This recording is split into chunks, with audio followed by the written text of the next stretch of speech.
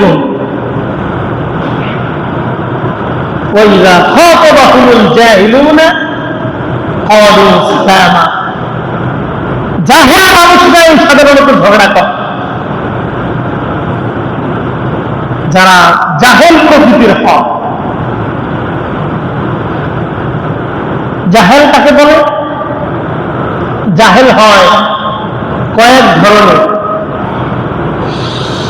জাহেলের দৃষ্টান্ত থেকে বলি, বিশ্বনবী সাল্লাল্লাহু আলাইহি ওয়াসাল্লামের প্রতিবেশী ছিলেন আবু জাহাল, ঠিক কি না?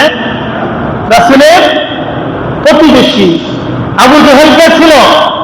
রাসূলের প্রতিবেশী। আমরা একটা ভুল করি, আমরা অনেকেই বলি আবু জাহেল রাসূলের চাচা ছিল, বলি কি বলি না? কথাটা আমরা খুব সচরাচর বলে থাকি যে রাসূলের চাচা আবু জাহেল। এই কথাটা শুদ্ধ নয়। রাসূলের চাচা আবু জাহেল নয়, রাসূলের প্রতিবেশী চাচা। একটা হলো আপন চাচা, আর একটা কি প্রতিবেশী চাচা আছে না? অনেকেই আছে কি নাই?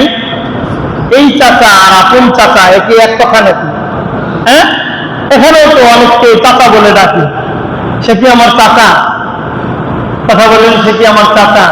সে আমার চাচার বয়সে, আমার বাবার বয়সে, এই জন্য আমি তাকে চাচা বলে ডাকি। আবু জাহেল ঠিক তাই, সে রাসূলের চাচা নয়, রাসূলের প্রতিবেশী চাচা। এখানে আরেকটা কথা অনেকেই বলে, ইবলিস শয়তান এ নাকি এক সময় ফেরেশতা ছিল। মানুষ বলে না ফেরেশতা থেকে শয়তান হয়েছে?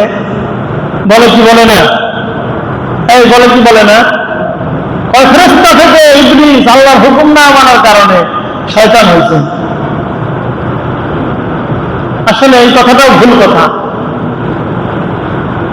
ইবলিস কোনদিন ফেরেশতা ছিল না, আর ইবলিস ফেরেশতা থেকেও শয়তান হয়নি। ইবলিস সে আগেও জিন ছিল, এখনো সে জিন আছে।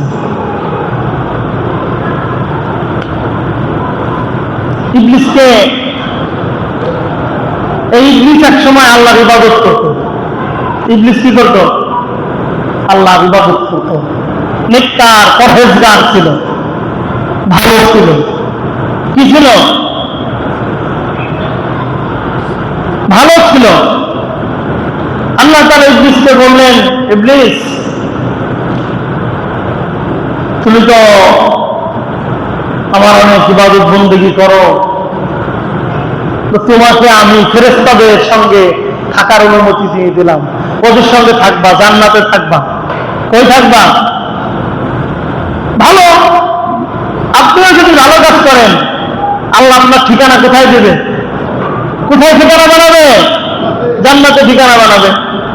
আল্লাহ ইবলিসকে বললে যে তুমি কই থাকবা? জান্নাতে থাকবা।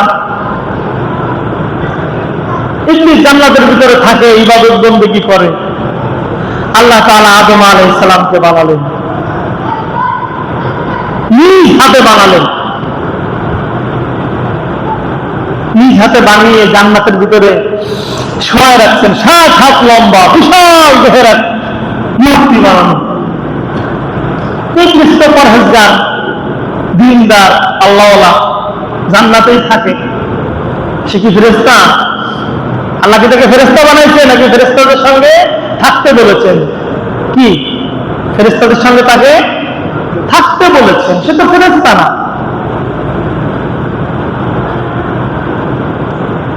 আদম আলাইহিস সালাম লম্বা শুয়ে রয়েছেন, ইবলিস এসে বুকে থাপ্পড় দেন, পেটের উপর থাপ্পড় দেন, শব্দ হয়, বলে আল্লাহ এটা কি বানাইছেন?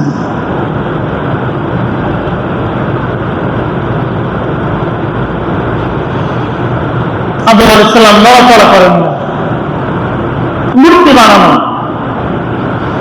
আল্লাহ তাআলা একটা সময় আদম আলাইহিস সালামের অন্তরের ভিতরে, আদম আলাইহিস সালামের বুকের ভিতরে শ্বাস প্রশ্বাসের মেশিন চালু করে দিলেন। সুবহানাল্লাহ। আদম আলাইহিস সালাম জীবিত হয়ে উঠলেন, নড়াচড়া দিলেন, উঠে বসলেন, জান্নাতের ভিতরে থাকতে শুরু করলেন। ঘোরাফেরা করে, ভাল লাগে না।